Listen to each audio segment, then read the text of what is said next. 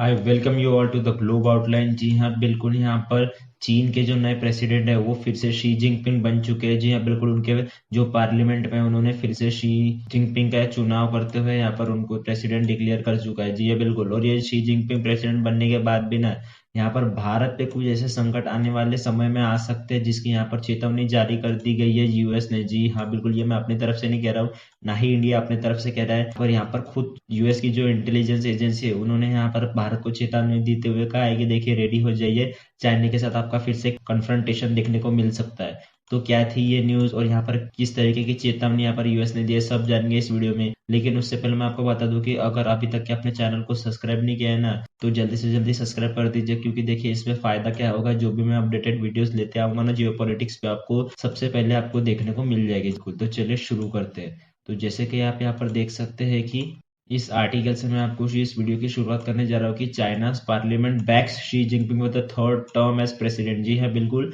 2012 के बाद ये कंटिन्यू पावर में आते गए हैं और यहाँ पर तीसरी बार लगातार शी जिनपिंग को यहाँ पर चाइना का प्रेसिडेंट मान लिया गया है या फिर बना दिया गया है, हम ऐसा कह सकते हैं। अब देखिए यहाँ पर जैसे ही ये शी जिनपिंग यहाँ पर प्रेसिडेंट बने, बिल्कुल, क्योंकि देख सकते हैं हम शी जिनपिंग जो है वो एंटी इंडिया स्टांस लेते हुए दिखते हैं हमको कई बार, एक नहीं ऐसे कई बार। भले ही हमारा जो चाइना के साथ ट्रेड होता हो या फिर ऐसे कुछ बायलैटरल इश्यूज होते हो, लेकिन फिर भी हम ये कह सकते हैं कि यहाँ पर शी जिनपिंग जो है वो काफी ज्यादा एंटी इंडियन है। और क्योंकि देखिए यहाँ पर ये भी न्यूज आप देख ही सकते हैं कि tension could flare between India and China, US intelligence report. जी हाँ बिल्कुल, अब देखिए यहाँ पर इसी रिपोर्ट के साथ साथ ना मैं आपको ये भी बता दूं कि यहाँ पर कहीं ना कहीं जो मिलिट्री एक्सपांशन है वो यहाँ पर इंक्रीज होने की संभावना जताई जा रही है। इंडिया चाइना के ऊपर ऐसे भी आर्टिकल पोस्ट हो रहे हैं। अब देखिए रिसेंट टाइम्स में ऐसे आर्टिकल्स यहाँ पर पब्लिश होना ना काफी चिंताजनक है, क्योंकि देखिए ऐसे आर्टिकल्स ना कई बार पिछले बार भी पब्लिश हो चुके हैं, जिसके बाद यहाँ पर हमें गलवान वैली इंसिडेंट्स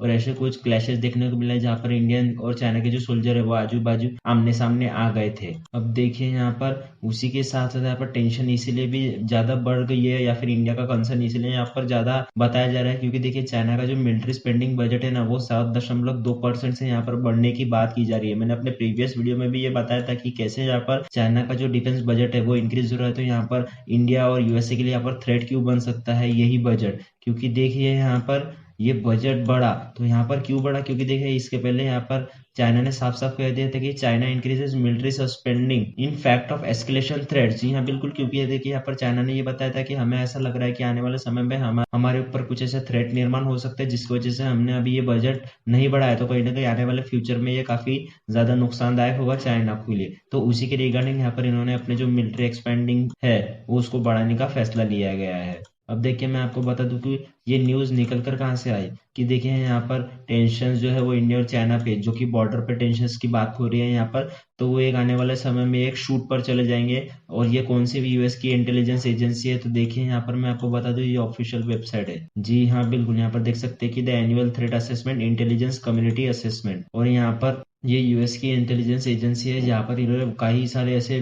जो एप्लीकेशंस है, जो रिपोर्ट्स है, पब्लिकेशंस है, वहाँ पे पब्लिश होते रहते हैं कि जो ये बताते हैं कि किस तरीके से यहाँ पर आने वाले समय में थ्रेट हो सकता है किसी कंट्री को। क्योंकि देखें यहाँ पर इनकी ऑफिशियल वेबसाइट पे आप जब जाओगे तो यहाँ पर सही में यहाँ पर ही इन्होंने बताया गया है कि हम कौन है और हम वर्क क्या करते हैं। जी हाँ बिल्कुल, और किस तरीके से यहाँ पर वर्क करते हैं। तो देखिए इन्होंने जिस तरीके से बताया तो इनके हिसाब से ये जो भी ग्लोबल में थ्रेट्स होते हैं उनके बारे में ये पहले ही आगाह कर देते हैं, और यहाँ पर इनका यही वर्क कल्चर होता है कि हम कैसे एक पीस स्टेबिलिटी मेंटेन करें पूरे वर्ल्ड में। जी हाँ बिल्कुल। तो चलिए ये तो हो गई यहाँ पर यूएस इंटेलिजेंस की बात, लेकिन ये जो यूएस इंटेलिजेंस की जो रिपोर्ट है ना वो कहीं ना कहीं इसी बेसिस पे ज्यादातर बनी है, क्योंकि देखिए हमारे जब एक्सटर्नल मिनिस्टर जयशंकर थे और G20 के समिट में इनकी जब मीटिंग हुई थी ना यहाँ पर चाइना के फॉरेन मिनिस्टर से, तो इन्होंने कहीं ना कहीं कहा था कि देखिए China discussion on LAC Jaishankar call state of relation abnormal. जी हाँ बिल्कुल, यहाँ पर जो हमारे एक्सटर्नल मिनिस्टर है डॉक्टर एस जयशंकर साहब, तो उन्होंने कहीं ना कहीं बताया था कि देखिए अभी भी हमें लगता है कि जो इंडिया चाइना के रिलेशन है ना बॉर्डर पे वो कहीं ना कहीं अबनॉर्मल है। जी हाँ, बिल्कुल वो नॉर्मल हुए ही नहीं है।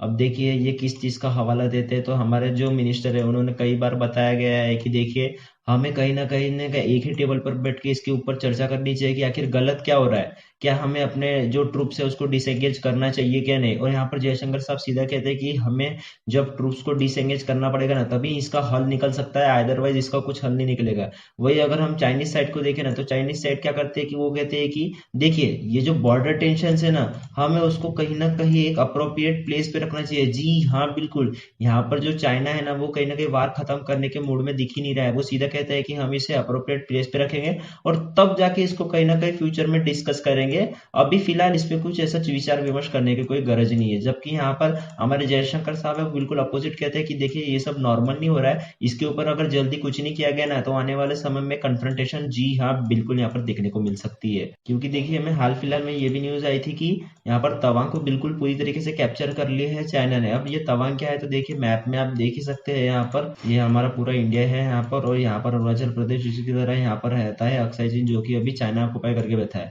और यहाँ पर आप देख सकते हैं कि अरुणाचल प्रदेश के इस हिस्से में नहीं है कहीं ना कहीं पड़ता है तवांग, जिसकी बाउंड्री यहाँ पर भूटान से लगती है। अब देखिए यहाँ पर ये मैकमोहन लाइन के हिसाब से ये जो तवांग का एरिया है वो कहीं ना कहीं अरुणाचल प्रदेश के अंदर आता है, लेकिन यहाँ पर चाइना क्या करता है कि ये तिब्बत का ही एक पार्ट है। जी हाँ बिल्कुल, ये जो तवांग है यहाँ पर ये चाइना मानता है कि ये तिब्बत का ही पार्ट है और तिब्बत जो है वो चाइना का पार्ट है। तो एज कंपेयर अगर तिब्बत चाइना का पार्ट है तो ये जो तवांग है ना वो यहाँ पर चाइना का हुआ है, जिसको अभी हाल फिलहाल में चाइना ऑक्युपाई करके भी बैठा है। लेकिन यहाँ पर दिसंबर 2022 में ना यहाँ पर कन्फ्रंटेशन देखने को मिली थी इंडियन चाइनीज सोल्जर के बीच में, क्योंकि देखिए ये जो इलाका है वो कहीं ना कहीं अरुणाचल प्रदेश के अंदर आता है। और चाइना ये भी क्लेम करता है कि ये जो अरुणाचल प्रदेश है जिसमें यहाँ पर बाकायदा पूरी इंडियन गवर्नमेंट है वो भी बिल्कुल पूरा चाइना का पार्ट है। जी हाँ बिल्कुल, इस तरीके से यहाँ पर जो अपनी टेरिटरी है वो एक्सपांडिंग करने में लगा है चाइना। अब ये किस बेसिस पे कहता है, क्योंकि देखिए यहाँ पर ये मानता है कि ये जो अरुणाचल प्रदेश है वो गलती से यहाँ पर धोखेबाजी से इंडिया ने यहाँ पे कब्जा लिया था, जिसको अभी ये तिब्बत का होना चाहिए था, लेकिन ये इंडिया के प्रेजेंस में है। और ये चाइना ये भी क्लेम करता है कि इन द फ्यूचर ये हम अपने अंदर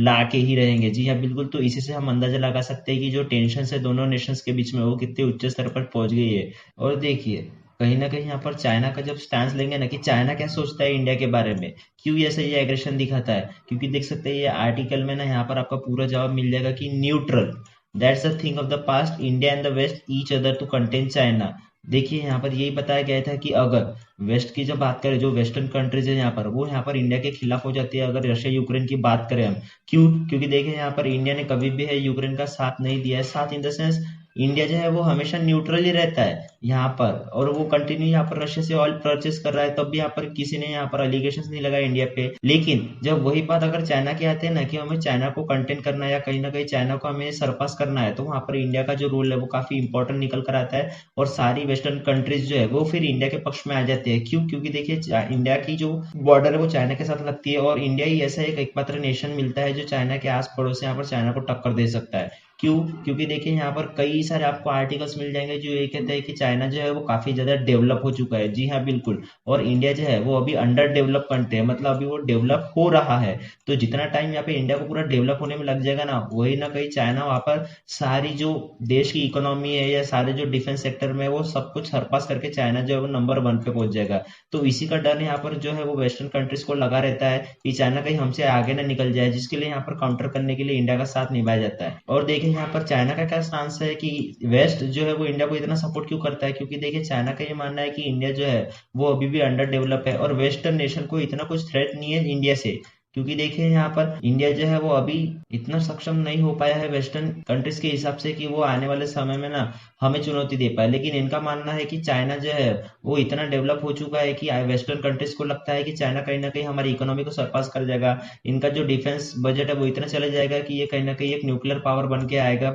और यूएसए को भी सरपास कर देगा। तो इसी से सब रिगार्डिंग ना वेस्ट इतना चिंतित है कि चाइना को हम कैसे कंट्रोल में लाए। और जैसे जैसे यहाँ पर चाइना बताता है कि यहाँ पर इंडिया भी अगर डेवलप हो गया और यहाँ पर सेकंड लार्जेस्ट इकोनॉमी बन गया ना, तो इस हिसाब से यूएस या फिर जितने भी वेस्टर्न कंट्रीज है वो भी कहीं ना कहीं इंडिया के खिलाफ में हो जाएंगे। तो यहाँ पर चाइना जो है वो वॉर्न करता है इंडिया को कि देखिए अगर आप वेस्टर्न के खिलाफ जाएंगे ना तो आने वाले समय में इन द फ्यूचर ये कहीं ना कहीं आपके खिलाफ भी जो है वो साजिश रचना चालू कर देंगे। तो ऐसा कुछ यहाँ पर चाइना का बर्ताव है। अब देखिए आने वाले समय में ये देखना होता है कि जो कन्फ्रंटेशन यहाँ पे बताई गई है यहाँ पर यूएस के इंटेलिजेंस एजेंसी के द्वारा कि यहाँ पर आने वाले समय में कुछ टेंशन दिख सकते हैं आप दोनों के बीच में, और जैसे कि यहाँ पर मिलिट्री बिल्डअप हो रही है ना, तो उस हिसाब से यहाँ पर मैं खुद भी बता देता हूँ कि यहाँ पर दोनों के बीच में एक झड़प जी हाँ बिल्कुल देखने को मिल सकती है। हालांकि मैं चाहूंगा कि इसको कहीं ना कहीं टाला जाए, लेकिन ये क्वेश्चन मार्क बना ही रहेगा कि कब होती है ये, क्योंकि देख सकते हैं जैसे गलवान वैली इंसिडेंस हुआ है, जैसे यहाँ पर पेंगोंग त्सो लेक में हमारे इंडियन और जो चाइनीज सोल्जर्स है वो आमने सामने आ जाते हैं। तो ये काफी ना काफी एक दर्शाता है कि ये जो छोटे छोटे इंसिडेंट्स है ना,